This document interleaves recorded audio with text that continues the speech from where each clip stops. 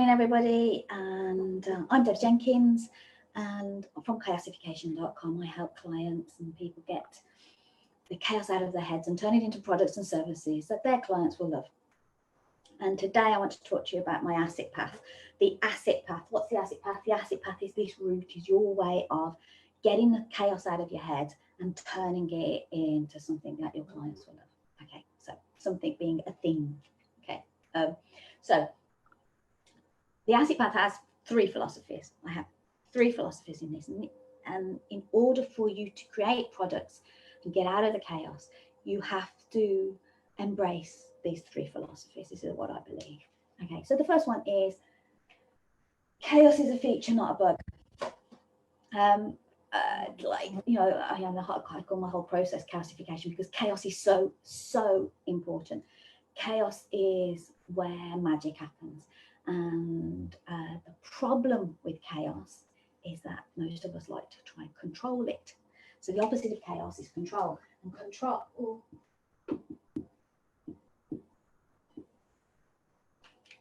No, confession. I am a self-confessed control freak. Like, you know, like just. I used to want to control everything. I used to want to control what people did, what I did, what the weather was doing, what everything was happening. I wanted to control my degree level, what my exam results were, you know, control everything. And I was an incredibly competitive control freak. I mean, like, you know, really, really annoying. I just, even thinking back, I annoy myself. And it took me a very, very, very long time. You know, I'm in my 50s now. It took me a very, very long time to realise that control, that tight fist, that desire to control everything wasn't serving me.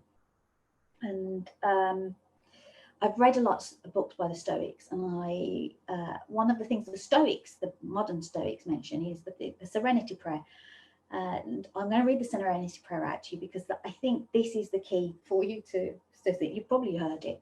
Okay, so I'm going to read it.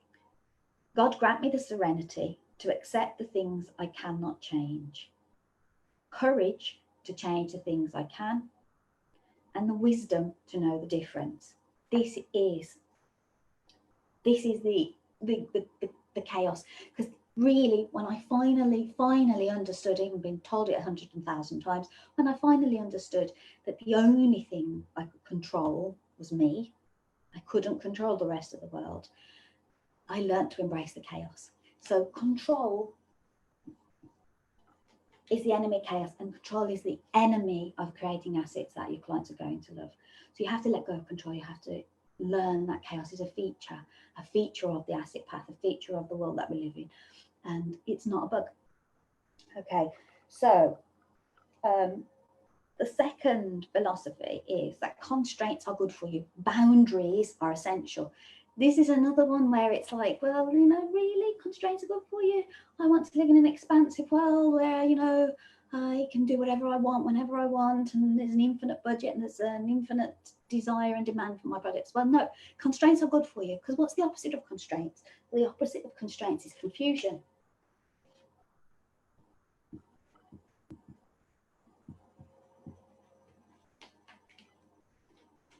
And you do not want to be creating products, creating assets in confusion. You do not want to be guessing. You want to be taking good bets, small good bets on the products and the assets that you're going to be creating for your clients. And the only way you can do that, and the only way you can create something that your clients will love, is by putting constraints on it. You have to know who it's for, and you have to know what they want, and you have to know when they want it by, and you have to set a budget, and you have to know who you're doing it with. These are the constraints that you have to set or are set upon you. And without that, there's confusion. People don't know what you're doing, who for, when they're going to get it. So to combat confusion, accept that constraints are good for you. Okay, the third in my trilogy of philosophies for the asset path is that there's one that you may not be able to see because of the light, that the creation is your responsibility. if you've got some smarts up here, if you know a way of doing something that other people need to know, if you have a methodology or a system or a process, if you have something up here that other people need to do, then it's your responsibility to get it out of here and into their hands and heads.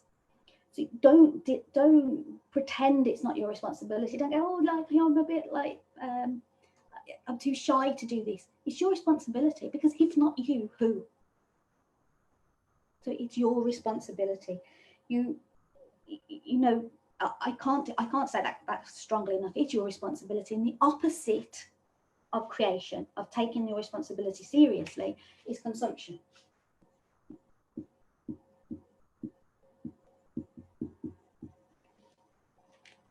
Is reading other people's books when you should be writing your own.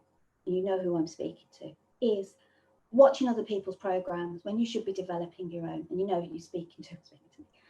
Is watching other podcasts and consuming other people's stuff when you should be creating your own. That is the opposite of creation, is consumption. And that is where this is the philosophy that perhaps is the most difficult to do, because it requires a complete leap from consumption to creation. And, you know, Netflix binge watching while consuming donuts is not going to get that book written. It's not going to get that program created. It's not going to get that product developed. So we need to embrace the idea that creation is your responsibility in order to combat consumption. Now, look, you could be saying, yeah, Debbie, yeah, whatever, you know, get you, but, you know, I'm busy doing stuff. And I'm going to ask you, this is important, because if you do not accept that chaos is a feature and not a bug, then you will waste opportunities. You will waste the chance of serendipitous things to pass you by. If you're completely trying to control things all the time, you will waste opportunities. You will waste serendipity. If you don't accept that constraints are good for you, if you don't set and use constraints, and if you are living and working and developing in confusion, then you're going to waste time and money. You're going to waste stuff. You're going to waste time and money. And the most important one, the last one, if you don't embrace the idea that creation is your responsibility, well, then you're going to waste your potential. You're going to waste your life. Guys, chaos is a feature, not a bug. Constraints are good for you. Boundaries are essential. And creation really is your responsibility. That is the asset path. And that's it from me today. Ciao for now, guys.